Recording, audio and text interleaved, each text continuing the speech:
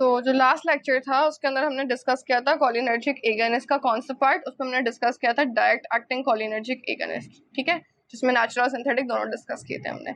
अब हम डिस्कस करेंगे ये नीचे वाले, ठीक है, जो इनडायरेक्ट एक्टिंग है। इनडायरेक्ट एक्टिंग का क्या काम था कि वो एसिटाइलकोलिनेस्ट्रेज की वजह उसको बंद कर रहे थे, जिसकी वजह से एसिटाइलकोलिन हमारे पास इंक्रीज हो रहा था। अब चलते हैं हम इनडायरेक्ट एक्टिंग कोलिनर्जिक की तरफ और हम बनाते हैं अपना खुद का चार्ट।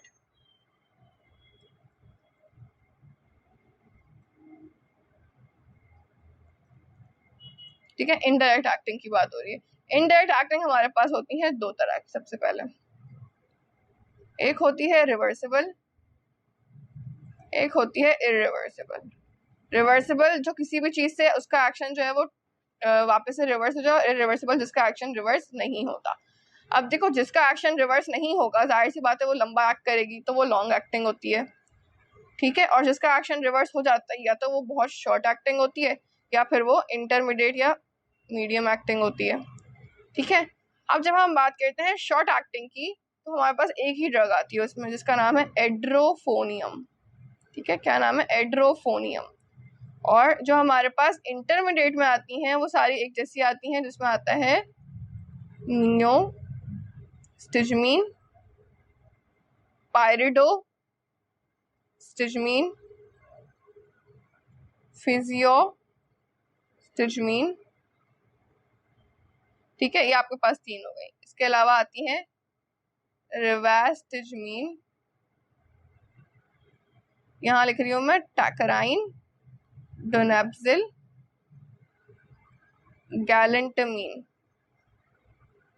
अब माइंड दैट ये वाली जो ड्रग्स है ना, ये अल्जाइमर्स डिजीज आपने सुनी होगी, ठीक है। तो ये अल्जाइमर्स डिजीज के अंदर यूज होती हैं ये वाली ड्रग्स।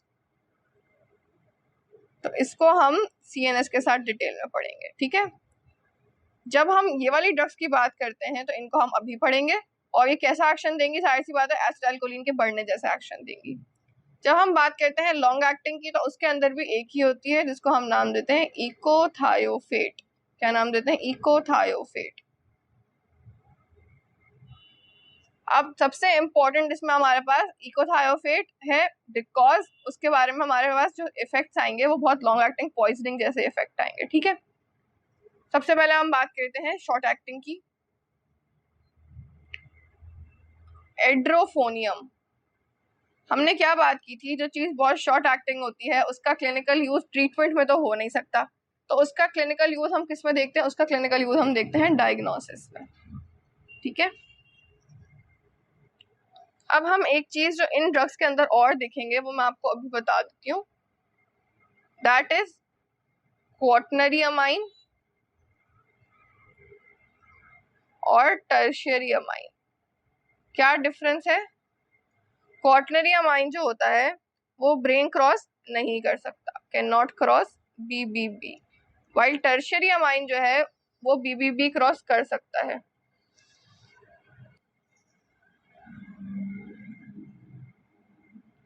अब हम एड्रोफोनियम की जब बात करते हैं तो ये एक तो क्वाटनरी अमाइन है, ऊपर से बहुत शॉर्ट एक्टिंग है, तो इसको हम यूज करते हैं डायग्नोसिस में किस चीज के?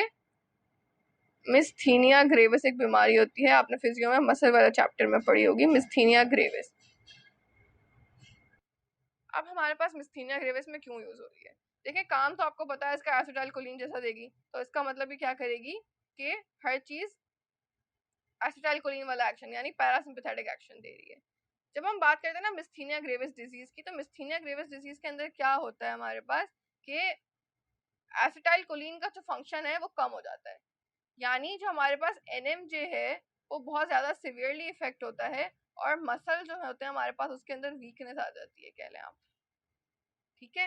तो अगर मैंने उस बंदे को एड्रोफोनियम दे दिया, यानी मैंने उसको एसिटाइलकोलिन दे दिया एक तरह से, ठीक है, तो उसका क्या होगा? मिस्थीनिया ग्रेविस सही हो जाना चाहिए, बिकॉज उसके पास किस चीज की कमी थी? उसके पास एसिटाइलकोलिन की कमी थी, तो मैंने उसको एसिटाइलकोलिन दे दिया, ठीक है। बेसिकली इसमें एसिटाइलकोलिन के रिसेप्टर्स कम हो जाते हैं, इस तरह के सीन होता है। लेकिन अभी आपने क्या देखना है कि एसिटाइलकोलिन हमें बढ़ाना है, हमने एसिटाइलकोलिन बाहर से दे दिया एड्रोफोनियम की सूरत में, जो पैरासिम्पैथेटिक एसिटाइलकोलिन जैसा एक्शन दे रहा है, तो क्या होगा, अगर ये 5 मिनट काम कर रहा है तो 5 मिनट के लिए उस बंदे का मिस्थीनिया ग्रेविस सही हो जाएगा और उसकी मसल वीकनेस जो होगी वो इम्प्रूव हो जाएगी।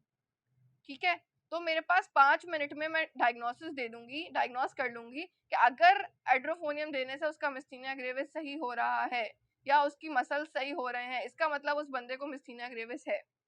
मतलब अगर एक बंदा चल नहीं पा रहा या एक बंदा काम नहीं कर पा रहा, मैंने उसको हाइड्रोफोनियम दिया और उसकी जो है वो इम्प्रूव हुई मोटिलिटी, तो इसका मतलब उस बंदे को मिस्थीनिया ग्रेविस था या उसके अंदर एसिटाइलकोलिन का कुछ मसला था जिसकी वजह से वो इम्प्रूव हो गया। लेकिन अगर हाइड्रोफोनियम देने के बावजूद उसके ऊपर कोई फंक्शन नहीं हो रहा, कोई काम नहीं हो रहा, कोई चीज इंप्रूवमेंट नहीं आ रही, इसका मतलब उसको मिस्थीनिया ग्रेविस नहीं है। तो इस तरह हम डायग्नोस करते हैं कि किसी को मिस्थीनिया ग्रेविस था या नहीं था। देन हम दूसरी ड्रग की अपनी बात करते हैं विच इज नियोस्टिजमिन। वही काम करेगी एसिटाइलकोलिन जैसा, पैरासिम्पथेटिक एक्शन देगी। ठीक है, अब ये हमारे पास क्या करती है नियोस्टिजमीन, ये आपके पास होते हैं ये भी क्वाटरनरी अमाइन। ठीक है, लेकिन हमने क्या बात की थी, ये इंटरमीडिएट एक्टिंग होती है। सही है, अब इसके इफेक्ट्स हम एक दफा देख लेते हैं।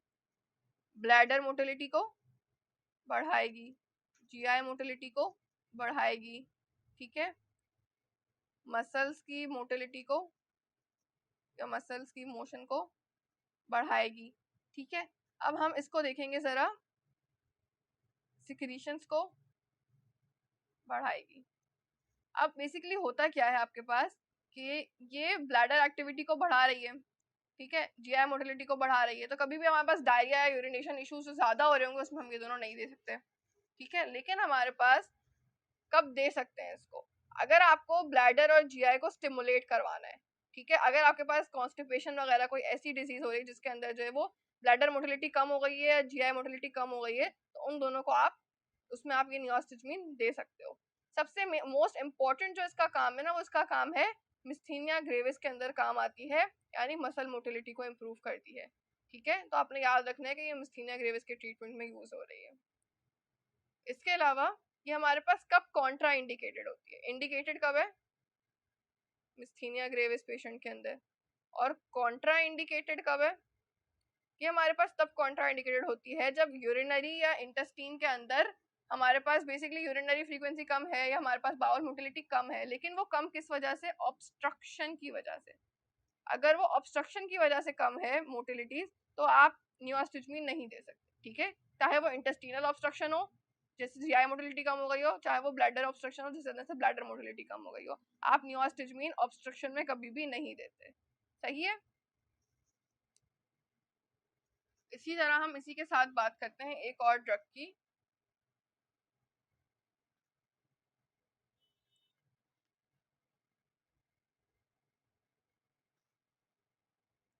और वो ड्रग हमारे पास है पायरिडोस्टिजमीन।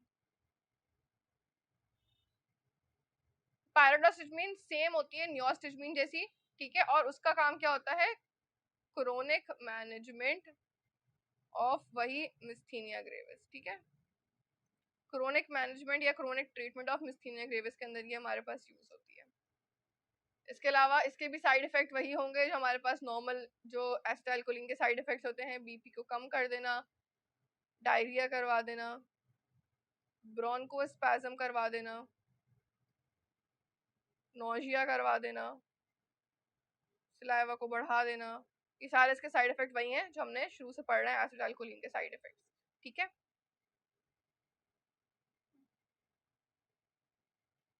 अब हमारे पास जो ड्रग आती है ना वो है थोड़ी सी इम्पोर्टेंट, जो है फिजियोस्टिजमीन। फिजियोस्टिजमीन भाई एसिटाइलकोलिन पैरासिम्पथेटिक वाला एक्शन कर रही है, पर इसमें आप याद रखिएगा ये टर्शियरी अमाइन है। टर्शियरी अमाइन जो ब्लड ब्रेन बैरियर को क्रॉस कर लेगी। अब ये हमारे पास कब यूज होगी, सबसे मेन इंपॉर्टेंट इसका यूज होता है जब बॉडी के अंदर सिंपैथेटिक एक्टिविटी बढ़ गई है बहुत एक्सट्रीम पे किसी ड्रग की वजह से, और मोस्टली वो ड्रग होती है एट्रोपिन। ये भी हम आगे पढ़ेंगे, अगर आपने यहाँ लिखना है तो लिख लें। एट्रोपिन का अगर आपके पास ओवरडोज हो गया है तो एट्रोपिन जो है ना वो आपके पास वो भी टर्शियरी अमाइन होती है और वो भी ब्रेन के अंदर चली जाती है। तो इसका जो इफेक्ट रिवर्स करने के लिए हमें वही ड्रग चाहिए होगी ना जो ब्रेन तक जा रही है, तो इसलिए हमारे पास फिजियोस्टिजमीन यूज होती है ओवरडोज के ट्रीटमेंट के लिए या एंटीडोट के तौर पे। ठीक है, इसके अलावा हमारे पास ये क्या करेगी, ये वही चीजें करेगी हमारे पास, बीपी कम, एचआर कम, ठीक है। इसके अलावा आपके पास ये क्या करेगी, इसके अलावा आपके पास ये जीआई की एक्टिविटी को बढ़ा देगी, आपके पास जो है वो ये मसल्स की कॉन्ट्रैक्शन को भी बढ़ा देगी। अब इसका साइड इफेक्ट क्या होता है, इसका साइड इफेक्ट ये होता है कि ये आपके पास सीजर्स करवा देती है, ठीक है। ये आपके पास सीजर्स करवा देती है। सीजर्स कब होंगे, जब जाहिर सी बात है कोई चीज ब्रेन में एंटर हो रही है, तो ये टर्शियरी अमाइन तो ये सीजर्स करवा सकती है। इसके अलावा ये बहुत ज्यादा हार्ट रेट को कम भी कर सकती है, और ये स्केलेटल मसल के ऊपर इतना कॉन्ट्रैक्शन करवा सकती है। देखो हमारे पास हमेशा स्केलेटल मसल में क्या होता है, डीपोलराइजेशन होती है। अब एक इतनी ज्यादा डीपोलराइजेशन हो गई कि मजीद डीपोलराइजेशन होने के लिए उसको 5 मिनट लगेंगे फॉर इंस्टेंस, या 5 सेकंड लगेंगे, तो वो 5 सेकंड के लिए क्या हो जाएगा, हमारे पास पैरालिसिस हो जाएगी मसल्स की, क्योंकि एक्सट्रीम डीपोलराइजेशन करवा दी है एसिटाइलकोलिन के बढ़ाने से या पैरासिम्पथेटिक एक्टिविटी के बढ़ाने से, ठीक है। तो हमारे पास थोड़ी देर के लिए पैरालिसिस हो सकती है स्केलेटल मसल्स की। अब यहाँ तक हमने जो डिस्कस की वो क्या थी, शॉर्ट एक्टिंग और इंटरमीडिएट एक्टिंग, यानी indirect acting reversible, indirect acting की रिवर्सिबल पार्ट कोलिनर्जिक एगोनिस्ट का। अब हम डिस्कस करेंगे इररिवर्सिबल, जो मैंने आपसे कहा था कि एक ही है, विच इज योर इकोथायोफेट। इसके बारे में हमने काफी सारी चीजें पढ़नी है। इकोथायोफेट आपको याद है, रैट पॉइजनिंग एक चीज होती है, आपने शायद सुना होगा ऑर्गेनोफॉस्फेट पॉइजनिंग, ठीक है। तो ये सारी पॉइजनिंग्स जो हैं वो ये इकोथायोफेट की वजह से हो रही है। पॉइजनिंग क्यों कहते हैं हम इसको, क्योंकि ये एक तो इरिवर्सिबल है, दूसरा ये बहुत लॉन्ग एक्टिंग है, ठीक है। तो इसलिए इसकी पॉइजनिंग हो सकती है हमारे पास, इसको रिवर्स करना बहुत ज्यादा मुश्किल होता है। इसके अलावा ये इकोथायोफेट जो है आपके पास, इसके बारे में हम और चीजें पढ़ते हैं। ये मिलिट्री में ना हम इसको नर्व एजेंट्स के तौर पे भी ये बनाई गई थी, मिलिट्री में नर्व एजेंट्स के तौर पर, तो इस नाम से भी आपके पास आ सकता है। इसके अलावा ये insecticides, pesticides, rat poison, rat killing दवाइयाँ, उन सब के अंदर ये चीज होती है इकोथायोफेट, तो इसीलिए उन सबको ज्यादा कंज्यूम कर लेने से पॉइजनिंग हो जाती है। इसके अलावा इकोथायोफेट का अब एक्शन क्या है, देखिए ये इनडायरेक्ट है। इनडायरेक्ट क्या करती है, एसिटाइलकोलिनेस्ट्रेस को कम कर देती है, तो ये हमारे पास एसिटाइलकोलिनेस्ट्रेस को परमानेंटली कम कर देती है, ठीक है। ये रिवर्स नहीं हो सकता, तो ये परमानेंटली इनएक्टिवेट कर देती है एसिटाइलकोलिनेस्ट्रेस को, जिसकी वजह से एसिटाइलकोलिन का काम बहुत ज्यादा बढ़ जाता है, बिकॉज वो मेटाबोलाइज ही नहीं हो रहा, वो सिक्रीट हो रहा है और बढ़ता जा रहा है, बढ़ता जा रहा है, ठीक है। अब इसके लिए हम क्या करते हैं कि हम इसके लिए देते हैं एंटीडोट्स, ठीक है। एंटीडोट्स क्यों देना है, कि जितना काम हो गया उतना तो हो गया, लेकिन जो रह गया है, जो इम्प्रूव हो सकता है, उसको तो इम्प्रूव कर लिया जाए। तो हमारे पास एक चीज होती है प्रालिडॉक्सिम या प्रालिडॉक्साइम, जिस तरह भी आप इसको प्रोनाउंस करें। ये क्या करती है, ये ड्रग के और एंजाइम के बीच का बॉन्ड बेसिकली ड्रग को लेस इफेक्टिव कर हाँ, तो ऑर्गेनोफॉस्फेट को या इकोथायोफेट को लेस इफेक्टिव कर देती है, ठीक है। तो ये एंटीडोट की तरह एक्ट करती है। इसका मसला क्या है कि ये प्रालिडॉक्साइम जो है ये सीएनएस को पेनिट्रेट नहीं कर पाती, तो जो इकोथायोफेट का सीएनएस पे इफेक्ट है वो तो ये रिवर्स कर ही नहीं पाएगी, ठीक है। इसके अलावा जो टॉक्सिसिटी हो चुकी है उसको भी ये रिवर्स नहीं कर सकती प्रालिडॉक्साइम। ये अभी मजीद बुराई होने से बचा सकती है, लेकिन जो पहले बुराई हो चुकी है, पहले जो इफेक्ट हो चुके हैं उनको इम्प्रूव नहीं कर सकती है, ठीक है।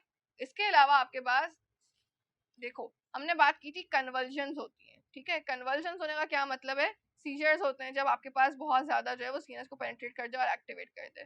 तो कन्वर्जन्स को रिड्यूस करने के लिए या कन्वर्जन्स को कम करने के लिए एक ड्रग यूज होती है डायazepam। ये हम आगे पढ़ेंगे। ये एक तरह की हमारे पास बेंजोडायजेपिन ड्रग होती है, बीजी हम उसको कहते हैं, बेंजोडायजेपिन ड्रग डायazepam।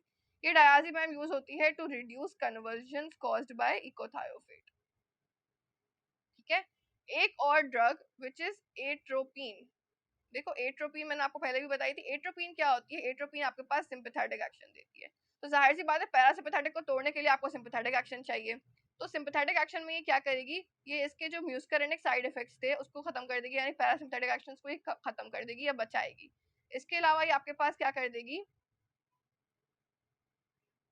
कि जो बहुत एक्सट्रीम ब्रैडिकार्डिया होने का खतरा है उससे बचा लेगी, क्योंकि एसिटाइलकोलिन बहुत ज्यादा बढ़ जाएगा तो ऑब्वियसली बात है एक्सट्रीम ब्रैडिकार्डिया हो जाएगा, तो ये उससे भी बचा लेगी आपके पास, ठीक है। इसके अलावा जितने भी साइड इफेक्ट्स एसिटाइलकोलिन के बढ़ने से हो रहे हैं उन सबको रिवर्स कर देगी, बिकॉज ये सिंपैथेटिक एक्शन देती है। अब आपके पास ये कभी कभी जो है वो यूज हो जाती है या यूज कर लेते हैं, वैसे तो यूज नहीं करनी चाहिए बिकॉज बहुत लॉन्ग एक्टिंग है और इसके बहुत एक्सट्रीम साइड इफेक्ट्स हैं, लेकिन ये कभी कभी ट्रीटमेंट में यूज हो जाती है। थेराप्यूटिक यूजेस में इसका क्या आता है, ग्लोकोमा। कौन सा glaucoma? Open angle glaucoma chronic. अगर किसी को बहुत एक्स्ट्रा क्रोनिक ग्लोकोमा है तो उसके ट्रीटमेंट में हम इसको यूज कर सकते हैं, बिकॉज वो किसी और चीज से सही नहीं हो रहा है। लेकिन ये हमारे पास इससे क्या होता है, अब इसका साइड इफेक्ट क्या है कि एक तो ये लॉन्ग एक्टिंग बहुत ज्यादा सारे मसले करा देगी। इसके अलावा इसमें देने का साइड इफेक्ट क्या है कि ये हमारे पास कैटरैक्ट करा देती है। सुना होगा ना आपने, कैटरैक्ट हो गया, कैटरैक्ट सर्जरी हो रही है, तो वो सब करा देती है। ठीक है, क्या पढ़ा हमने इकोथायोफिट के बारे में? लॉन्ग एक्टिंग है, ठीक है। इसके अलावा ये जो है वो हमारे पास किस किस चीज में पाई जाती है? Rat poisoning, organophosphate, nerve agents, insecticides, pesticides. इसके ओवरडोज से हमारे पास पैरासिम्पथेटिक एक्शन होता है, इसलिए इसको रिवर्स करने के लिए हमें सबसे पहले हम एंटीडोट देते हैं एट्रोपिन, जो सिंपैथेटिक एक्शंस करवाते हैं ताकि इसके एक्शंस थोड़े से बच जाए, रिवर्स हो जाए, बहुत ज्यादा पैरासिम्पथेटिक की तरफ ना जाए। इसके अलावा हमारे पास एक और ड्रग जाती है प्रालीडोक्साइम, लेकिन वो इतनी इफेक्टिव नहीं होती बिकॉज वो उसके सीएनएस वाले इफेक्ट्स को रिवर्स नहीं कर सकती, और जो टॉक्सिसिटी पहले हो चुकी है उसको भी सही नहीं कर सकती, बल्कि जो आगे होने वाली है सिर्फ उससे बचाती है। फिर हमारे पास अगर कन्वर्जन आ रही हैं, सीएनएस के अंदर इश्यूज आ रहे हैं, बहुत ज्यादा स्केटल मसल के अंदर कॉन्ट्रैक्शंस हो रही हैं, तो हम डायज़ेपाम दे देते हैं। डायज़ेपाम क्या करती है? एक बेंजोडायज़ेपिन होती है जो कन्वर्जन से, सीजर से बचा लेती है। तो ये आपके पास इकोथायोफिट के बारे में हो गया। इसके अलावा इकोथायोफिट का थेराप्यूटिक यूज किया, कभी कभी उसको क्रोनिक ग्लोकोमा जो किसी और चीज से ट्रीट नहीं हो रहा था उसके अंदर यूज करते हैं, लेकिन उससे कैटरैक्ट का खतरा जो होता है वो बढ़ जाता है। उसका साइड इफेक्ट है उस सर्जरी में देने का, सॉरी उस डिजीज ओपन एंगल ग्लोकोमा में देने का क्रोनिक वाले के कैटरैक्ट भी करवा सकती है वो मशीन। यहाँ पर हमारे जो है वो इनडायरेक्ट वाले भी एंड होते हैं, ठीक है। और जो बाकी हमारे पास थे थोड़े से टैक्राइन वगैरह वाले जो मैंने आपको यहाँ बताए थे, अल्जाइमर्स वाले, ये हम अल्जाइमर्स के साथ डिस्कस करेंगे, इसको हम यहाँ डिस्कस नहीं कर रहे हैं। बाकी हमने नियोस्टिजमीन, पायरोस्टिजमीन, फिजियोस्टिजमीन, एड्रोफोनियम और इकोथायोफिट डिस्कस कर लिए हैं।